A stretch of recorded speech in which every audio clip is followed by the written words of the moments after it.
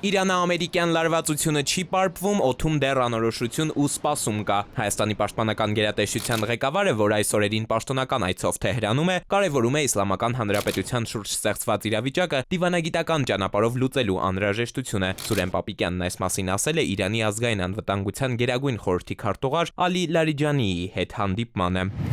Իսկ Երևանում շուրջ մեկ ամիս անց այն հայտարարությունից հետո, թե Թեհրանը ձևավորում է մի պատկերացում, համաձայն որի Հայաստանը դառնում է Իրանի դեմ թշնամաբար տրամադրված ուժերի կենտրոն, դեսպան Շիրղոլամին մեղմացնում է հռետորաբանությունը, կարծում է հայ-իրանական հարաբերություններն ընթանում են ճիշտ հունով։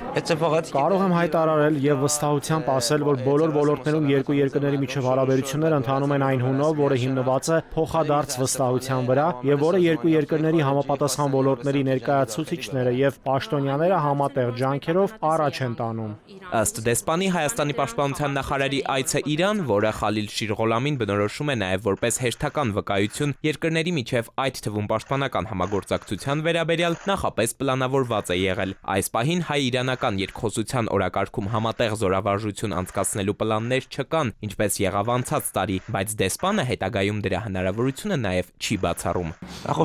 Նմանօրինակ միջոցառումներն, այսպես ասած, ընթացիկ են, առօրյա, որոնք որ հնարավոր է ապագայում եւս տեղի ունենան, ավելին հնարավոր է դրանք ավելի մասշտաբային լինեն։ Հայ-իրանական սահմանը մշտապես եղել է խաղաղության սահման, եւ երկու երկրների համար շատ մեծ կարեւորություն ունի այդ սահմանը, եւ ռազմական ոլորտներն էլ հենց հիմնվում են այդ պատմական կապերի վրա, սահմանների անխզելիության եւ երկու երկրների տարածքային ամբողջականությունների պահպանման սկզբունքների վրա։ Չնայած խստացրել էին հռետորաբանությունը, չնայած Սյունիքի ամերիկյան ճանապարհի թրիփի հետ կապված մտահոգությունները փարատված չեն, մասնագետները համոզված են նույն այս ընթացքում հայ-իրանական հարաբերություններում էական կտրուկ տեղաշարժեր չեն եղել։ Դիվանագիտական կսմիթներն էլ ըստ փորձագետ վերլուծաբանների տարածաշրջանում տեղի ունեցած արագ փոփոխությունների իներցիոն ուժով եղան։ Արտաքին քաղաքական անորոշությունը մի վայրկյանում պայթեցրեց տեղեկությունը։ Միացյալ Նահանգները տարածաշրջանում կտրուկ ավելացնում է իր ազդեցությունը ու սա ոչ ավելի, ոչ պակաս Իրանի քթի տակ Հայաստանի հետ սահմանում։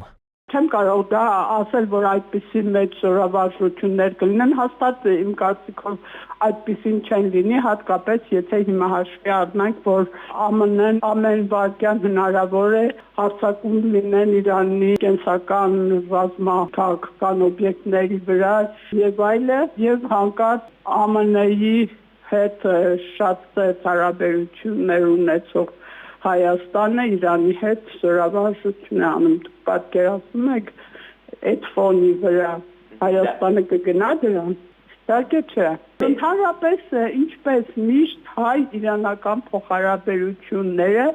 դիվանագիտական հաճախոսության ժանրից են։ Երկու երկրների շահերը համընկնում են։ Միևնույն ժամանակ ըստ իրանագետ Բեգիջանյանի Թեհրանի փորձագիտական համայնքում հիմա նաև տեսակետ են շրջանառում, թե մեր թրիփը կյանքի կոչելու համար Ամերիկան ամեն ջանք գործի է դրել ոչ թե հանուն հայ-ադրբեջանական խաղաղության, այլ հենց հակաիրանական նպատակներով։ Որոշ մեկնաբաններ շեշտում են, որ Իրանի դեմ այս ամեն աժոթաժը հենց այդ թրիփը իրականացնելու նպատակ է հետապնդում Իրանի ուշադրությունը շեղելու, Իրանին թուլացնելու եւ այլը։ Մինչև բարդ փոփոխական իրադրության մեջ տարածաշրջանային զարգացումները իրենց անկանխատեսելիությամբ քաղաքական օրակարգը պահում են լարվածության բարձր կետում, պաշտոնական հայտարարություններն ու փորձագիտական գնահատականները շարունակում են ձևավորել հանրային սպասումները։ Ըստ մասնագետների, միայն դիվանագիտական հավասարակշռությունը մեզ թույլ կտա դիմակայել աշխարհաքաղաքական ճնշումներին, որ ուղղությունից էլ դրանք լինեն։ Փորձագետներն ասում են նաև, թե հնդածս պետք է չմոռանանք, իրականում ով է ձեռք մեկնել,